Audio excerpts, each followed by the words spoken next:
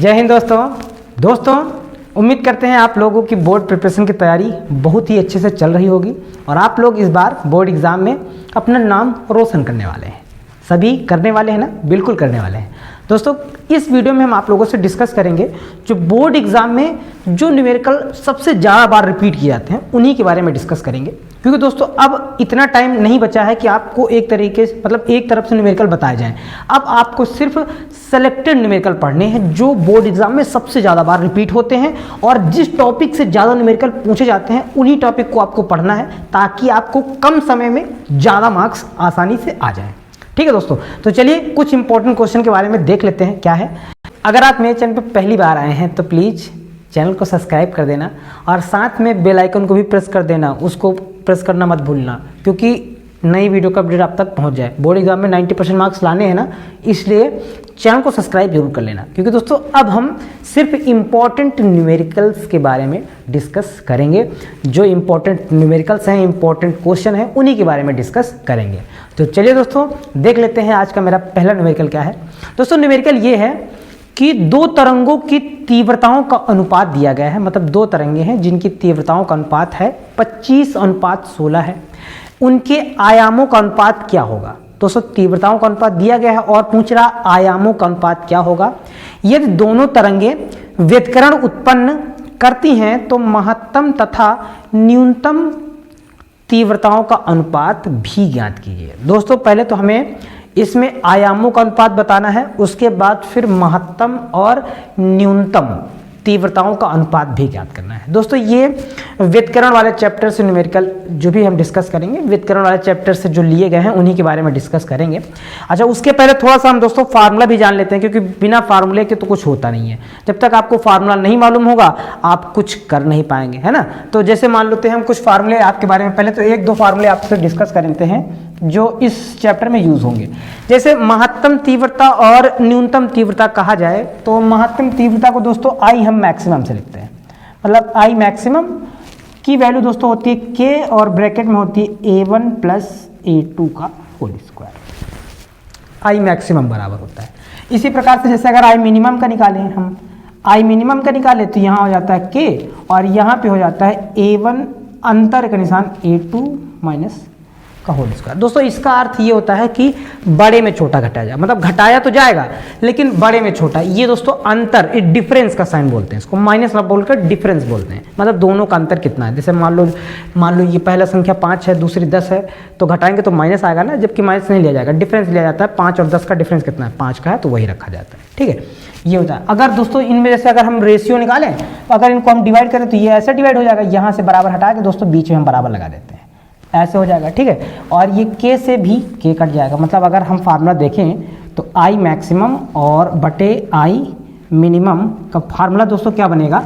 बन जाएगा A1 + A2 का होल स्क्वायर अपान A1 अंतर का निशान डिफरेंस माइनस, मतलब डिफरेंस या माइनस भी बोल सकते हैं, A2 का होल स्क्वायर। ये फार्मूला हो गया दोस्तों। हमें ये बताना है, मतलब अधिकतम तीव्रता और न्यूनतम तीव्रता का अनुपात ज्ञात करना है, इसलिए हमने एक फार्मूला ये लिख लिया है। और दूसरा फार्मूला देख लेते हैं दोस्तों। दूसरा फार्मूला हमें क्या बताना है? उसमें ये बताना है आयामों के अनुपात बताने हैं।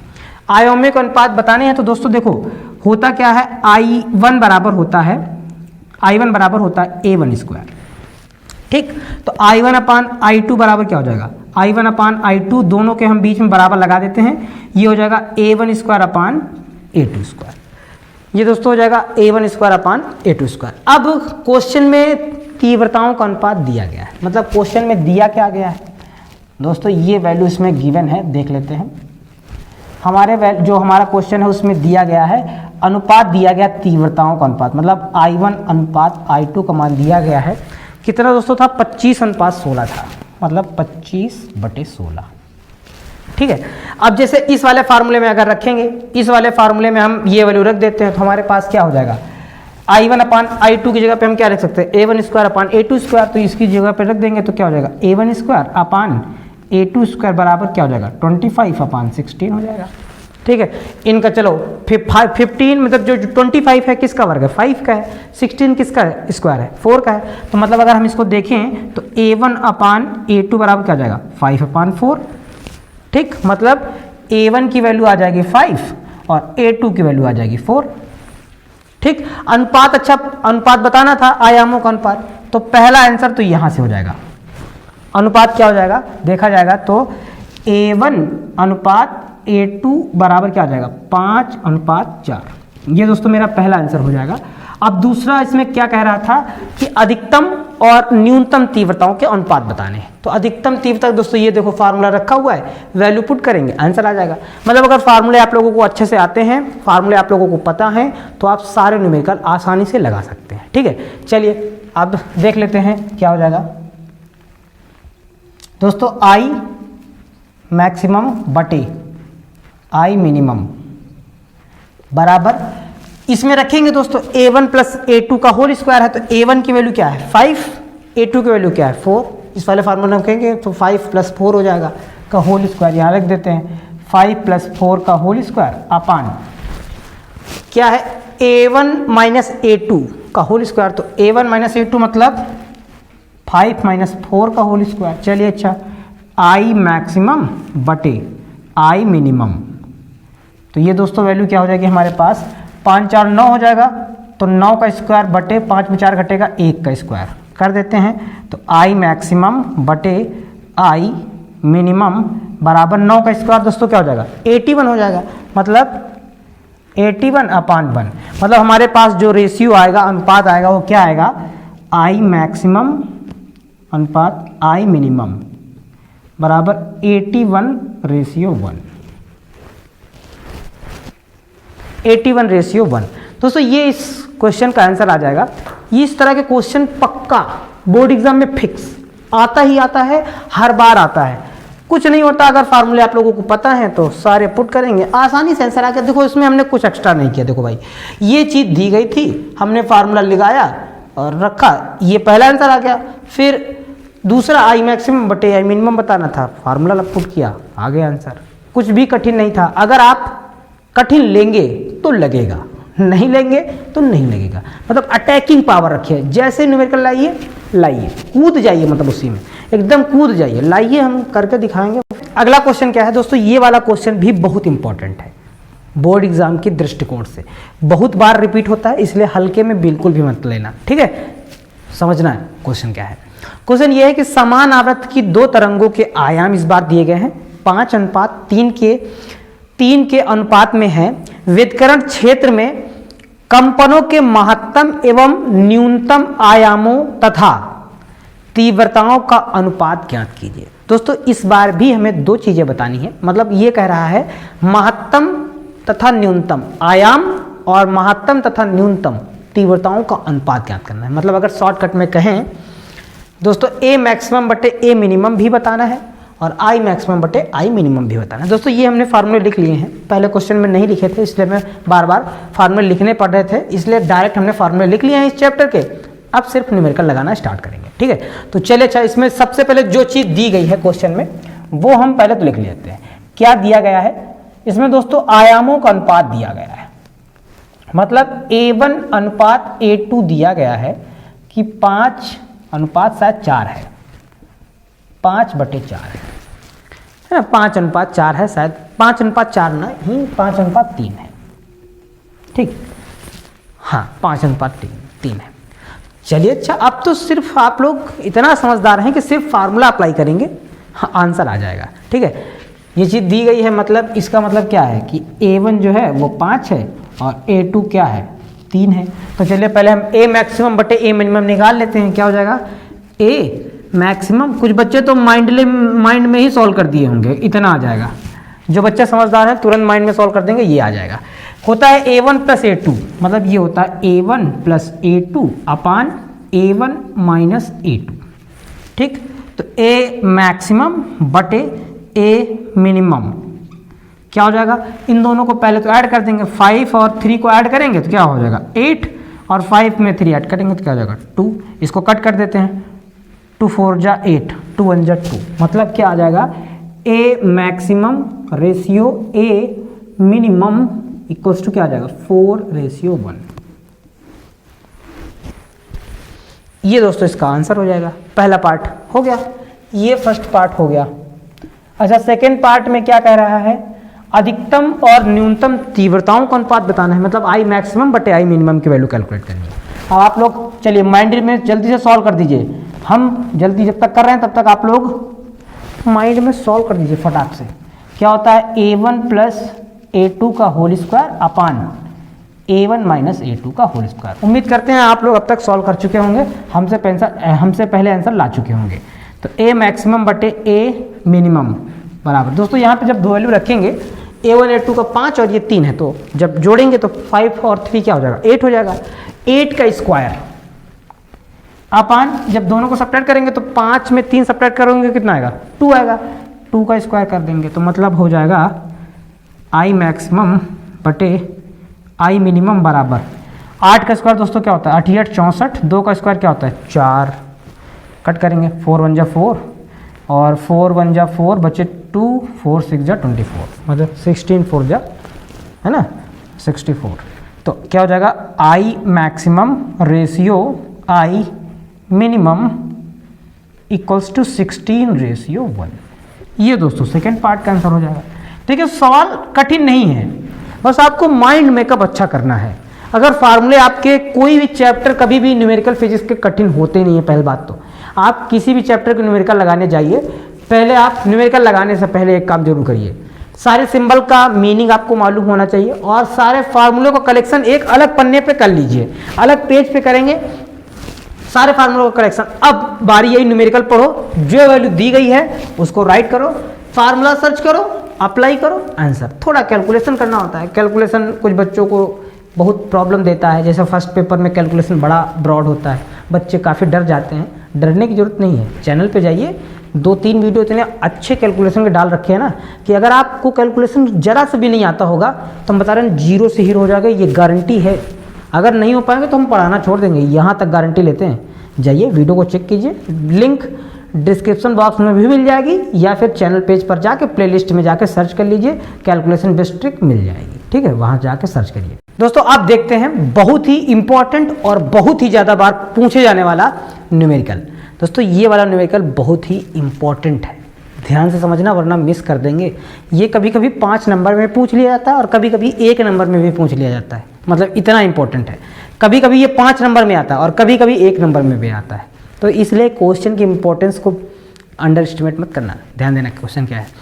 क्वेश्चन ये है कि यंग के द्विस्लिट प्रयोग में पर्दे पर पहुंचने वाली तरंगों का पथांतर λ/6 है। इस बिंदु पर तीव्रता I तथा अधिकतम तीव्रता I0 का अनुपात क्या होगा। बस दोस्तों इसमें पथांतर दिया गया है और कुछ भी वैल्यू नहीं दी गई है। पथांतर दिया गया है और कह रहा है कि तीव्रता I और अधिकतम तीव्रता I0 में अनुपात क्या होगा। देखो क्वेश्चन थोड़ा सा घुमाऊ है, कुछ कठिन नहीं है, बस थोड़ा सा समझने वाली बात है। पहले अच्छा देख लेते हैं दिया क्या गया। पथांतर दोस्तों दिया गया है। अच्छा, पथांतर को हम डेल्टा एक्स से भी डिनोट करते हैं, तो पथांतर डेल्टा एक्स बराबर दिया गया है λ/6, ये दिया गया है और कह रहा है कि I और I0 में जो है अनुपात बताना है। किसमें, मतलब I/I0 की वैल्यू हमें फाइंड करनी है। अच्छा, आप पहले तो ये दिमाग लगाइए कि I/I0 किस फार्मूले में है। यहाँ पे जितने भी फार्मूले लिखे हैं उनको सर्च करिए। देखिए ये I/I0 और कोई है और कोई फार्मूला नहीं, मतलब फार्मूला यही लगेगा क्योंकि इसमें I/I0 दोनों है। इसी का यूज़ करेंगे, वैल्यू पुट करेंगे, 1 सेकंड में आंसर आएगा। देखते हैं जो बच्चे तुरंत समझदार हैं वो अब तक माइंड में कैलकुलेट कर दिए होंगे। क्या I बराबर क्या क्वेश्चन दिया गया I0 और क्या लिखा हुआ है कॉस स्क्वायर लिखा हुआ है π/λ इंटू डेल्टा एक्स, ये दिया गया है। वैल्यू पुट करो डेल्टा एक्स की λ/6, सॉल्व कर देते हैं। चलिए देख लेते हैं इसको। तो पहले देखो गुणा में है, नीचे लाएंगे तो किस में हो जाएगा बटे में हो जाएगा, मतलब I/I0 बराबर कॉस स्क्वायर, यहाँ क्या हो जाएगा π/λ इंटू, इसकी वैल्यू पुट करेंगे तो क्या हो जाएगा λ/6 हो जाएगा। ठीक है, लेमडा से लेमडा कैंसिल हुआ, बचा क्या π/6 बचा। अब यही रखते हैं तो I अपान क्या हो जाएगा I0 बराबर कॉस स्क्वायर, कितना बचा था π/6, रखेंगे π/6। अच्छा आप लोग बताइए कि π/6 की वैल्यू क्या होती है, कॉस π/6। अगर π/6 को नहीं समझते हैं तो हम बता देते हैं 30, π/6 को बोलते हैं 30, π/4 को 45 और π/3 को 60 बोलते हैं, π/2 को 90 बोलते हैं। तो ये π/6 है, मतलब cos 30 की वैल्यू पूछ रहा है। तो cos 30 की वैल्यू क्या होती है? √3/2 होती है, रख देंगे। मतलब इस पूरे की वैल्यू क्या हो जाएगी? I/I0 बराबर √3/2 का होल स्क्वायर। यहाँ नहीं, यहाँ डालते हैं, ऊपर लिखते हैं थोड़ा सा ना। मतलब I/I0 बराबर cos स्क्वायर π/6 की वैल्यू क्या हो जाएगी? √3/2 का होल स्क्वायर कर दीजिए। स्क्वायर जब रूट का करेंगे तो रूट से रूट हट जाएगा, मतलब स्क्वायर से रूट हट जाएगा तो बचेगा क्या? सिर्फ 3, नीचे 2 का वर्क करेंगे तो क्या हो जाएगा? 4। मतलब क्या आ जाएगा आंसर? I/I0 बराबर 3/4। ये होगा हमारा आंसर, एग्जैक्ट आंसर हो जाएगा। क्वेश्चन कठिन था? कठिन तो बिल्कुल नहीं था। देखो कुछ नहीं किया हमने, सिर्फ ये फार्मूला उठाया, यहाँ पे ये पुट किया, ये से ये कट गया, इसका मान रख दिया, आंसर आ गया। और ये क्वेश्चन ना, हम सच बता रहे हैं, आप आंसर उठा के देख लीजिए, 4-5 बार रिपीट हो चुका है और हर बार बोर्ड एग्जाम में आता है। इस बार भी पूरी संभावना है आने की। तो आप लोग हल्के में तो बिल्कुल मत लेना। अगर हल्के में लेने लगेंगे ना तो हम कह रहे हैं आपका पेपर एकदम बेकार हो जाएगा, क्योंकि कभी भी किसी भी न्यूमेरिकल को हल्के में नहीं लेना चाहिए। अगर आपने अभी तक न्यूमेरिकल की प्रैक्टिस नहीं की है या न्यूमेरिकल आपको न्यूमेरिकल से डर लगता है, तो बस इतना ही करिए कि जो सेलेक्टेड न्यूमेरिकल हैं जो बार बार पूछे जाते हैं, बस उन्हीं न्यूमेरिकल तो तैयार कर लीजिए। क्योंकि जो काफ़ी बच्चे जो होते हैं, हमने ऑफलाइन बहुत हमने पढ़ाया है और बहुत पढ़ाते हैं। ऑफलाइन कोचिंग में सारे बच्चे यही बताते हैं कि सर जो है न्यूमेरिकल प्रॉब्लम बहुत ज़्यादा होती है, मतलब न्यूमेरिकल समझ में नहीं आते कैसे हो जाता है। तो यही प्रॉब्लम आप लोगों की भी होगी। अगर ये प्रॉब्लम है तो इस समय, क्योंकि बोर्ड एग्जाम है, न्यूमेरिकल तो लगाने पड़ेंगे। अगर अच्छा परसेंटेज बनाना है तो न्यूमेरिकल लगाने पड़ेंगे, क्योंकि 35 नंबर के न्यूमेरिकल आने वाले हैं और 35 नंबर की ही थ्योरी प्लस डेरिवेशन आने वाला है। तो अगर अच्छे नंबर लाने हैं तो न्यूमेरिकल तो लगाने पड़ेंगे। तो आप सारे न्यूमेरिकल तो आप पढ़ नहीं सकते हैं, तो सिर्फ उन्हीं न्यूमेरिकल को पढ़िए जो सिलेक्टेड हैं, जो बार बार रिपीट होते हैं और इम्पॉर्टेंट हैं। उस टाइप के न्यूमेरिकल लगाएंगे। अगर जैसे मान लो ये आया, इसमें ये वैल्यू चेंज कर देंगे तो चेंज कर देने दो, π/3 कर देने दो, π/2 कर देने दो, हमें वैल्यू पता है, यहाँ पे पुट करेंगे, आ जाएगा आंसर। मतलब इसी टाइप के क्वेश्चन आ सकते हैं और वैल्यू थोड़ा बहुत चेंज कर सकते हैं। भाई न्यूमेरिकल होते ही हैं वैल्यू चेंज करने के लिए, थोड़ी वैल्यू चेंज करेंगे तो आंसर चेंज हो जाएगा। उम्मीद करते हैं मेरी बात समझ में आई होगी। चलिए अब देख लेते हैं अगले कुछ इंपॉर्टेंट न्यूमेरिकल्स। दोस्तों क्वेश्चन ये है कि यंग के द्विझिर्री प्रयोग में अधिकतम तीव्रता I0 है। ठीक है, झिर्रियों के बीच की दूरी जो स्मॉल d है वो बराबर 5 लैम्डा है, जहां लैम्डा प्रयुक्त एक वर्णी प्रकाश की तरंग दैर्ध्य है। ठीक है, किसी एक झिर्री के सम्मुख 10d दूरी पर स्थित पर्दे पर प्रकाश की तीव्रता क्या होगी। दोस्तों इस तरह के घुमाऊ क्वेश्चन जब आएंगे ना बोर्ड एग्जाम में, बच्चे पहले ही कंफ्यूज हो जाएंगे, अपार डर भर जाएगा, न्यूमेरिकल टच करने से भी डरोगे। इसलिए कहते हैं पहले से ही प्रैक्टिस कर लो, अन्यथा बहुत सारा डर आने वाला है। ठीक है, चलिए अच्छा देखते हैं इसमें हमें तीव्रता ज्ञात करनी है, कैसे ज्ञात कर सकते हैं। दोस्तों जब आप लोगों ने यंग वाला प्रयोग पढ़ा होगा तो उसमें देखो द्विझिर्री प्रयोग था, मतलब 2 झिर्रियाँ थी और यहाँ पे पर्दा था। ठीक है, 2 झिर्रियाँ, ये S1 थी और ये S2 थी और इन दोनों के बीच की दूरी D थी। अगर नहीं जानते हैं तो फिर भी जान लो, 2 झिर्रियाँ होती हैं, 2 झिर्रियों के बीच की दूरी क्या होती है? D मान ली जाती है। और ये यहाँ पे पर्दा होता है। इस क्वेश्चन में पर्दे के बीच की दूरी दे दी गई है। पर्दा कह रहा है 10d दूरी पर है। कितने दूरी पर है? 10d दूरी पर। और वहाँ पे हम लोग इसको पर्दे के बीच की दूरी को काहे से डिनोट करते थे? कैपिटल D से। मतलब कैपिटल D की वैल्यू क्या दी गई है? 10d दी गई है। और दोस्तों एक झिर्री के सामने रखा जाता है। एक झिर्री का मतलब क्या होता है? अब इसी में बहुत सारा कंफ्यूजन होने वाला है। एक झिर्री के सामने रखा जाता है, मतलब इस झिर्री के सामने मान लो रख दिया गया तो इसकी दूरी यहाँ से लेकर यहाँ तक क्या होगी? d/2 होगी। आधी मतलब टोटल यहाँ से लेकर यहाँ तक कितनी है? टोटल d है। तो एक झिर्री के सामने रख दिया जाता है, मान लो इसके सामने रख दिया गया तो ये दूरी कितनी होगी?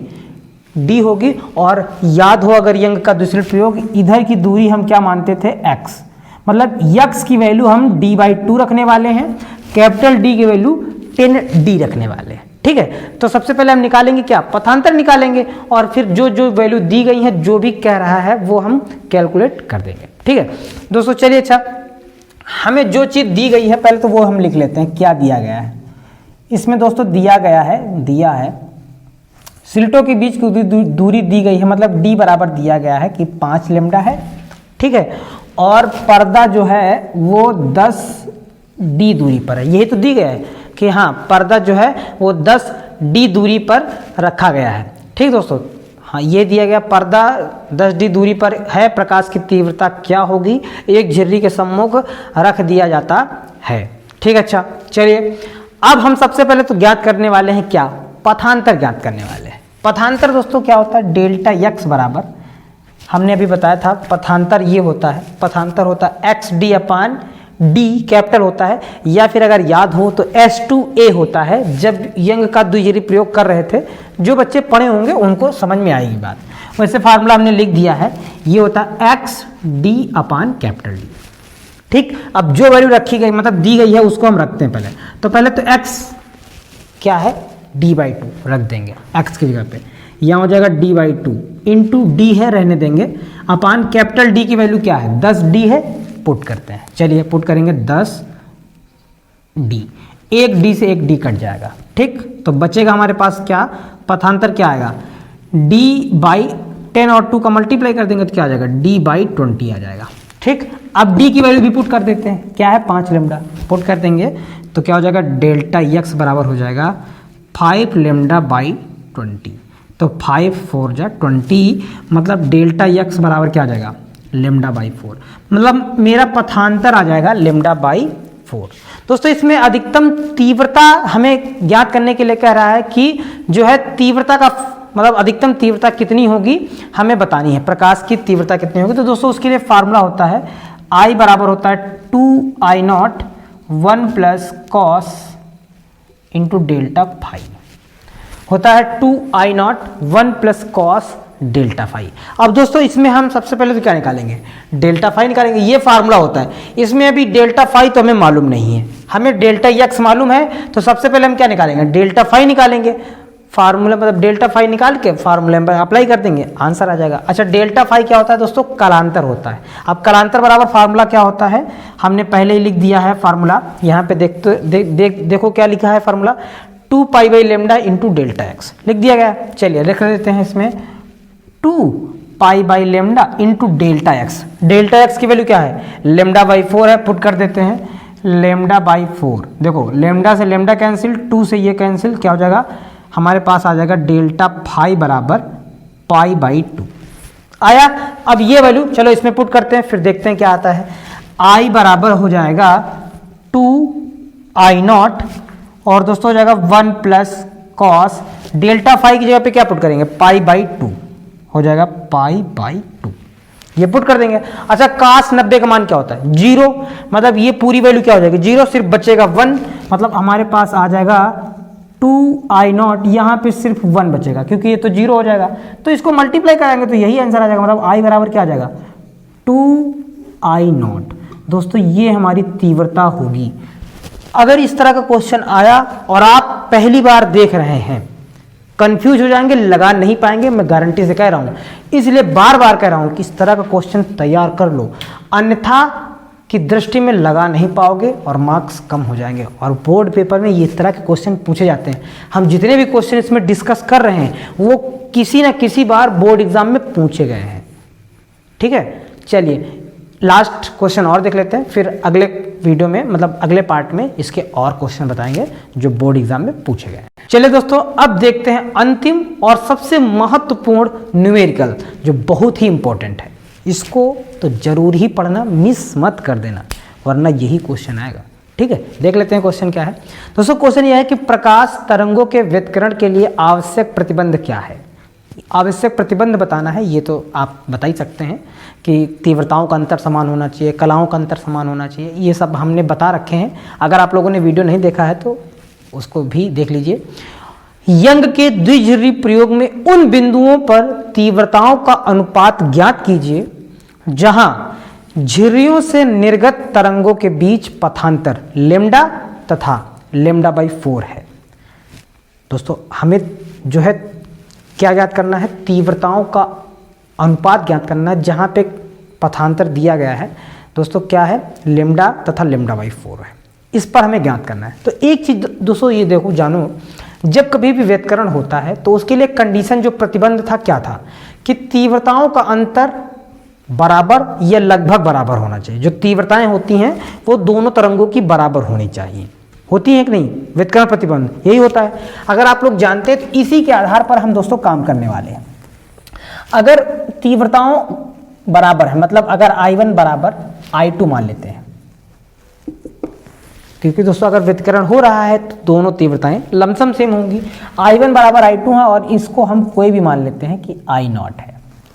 ठीक, तब दोस्तों ये वाला पहले तो फार्मूला लगाएंगे हम। पहले तो टोटल दोनों की तीव्रता निकाल लेंगे तो क्या होगी, हम लगाएंगे तो क्या हो जाएगा हमारे पास I बराबर, हमारे पास है I1, तो I1 plus I2 plus 2 under root के अंदर I1 I2 cos फाई।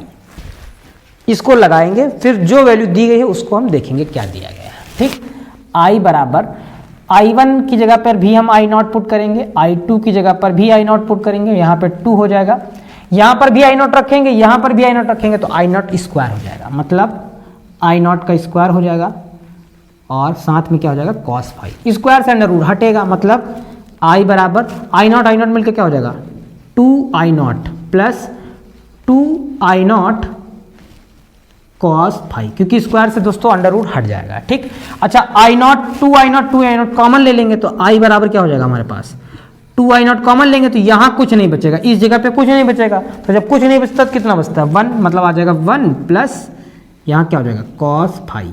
अच्छा, अब cos फाई का ऐसा फार्मूला लगा देंगे जिससे 1 समाप्त हो जाए, क्योंकि अब दोस्तों cos के 3 फार्मूले होते हैं अगर याद हो। ठीक, तो इसका कौन सा फार्मूला लगाएंगे cos वाला, तो 2 cos square phi by 2 minus 1 ये होता है, 1 से ये 1 कट जाएगा।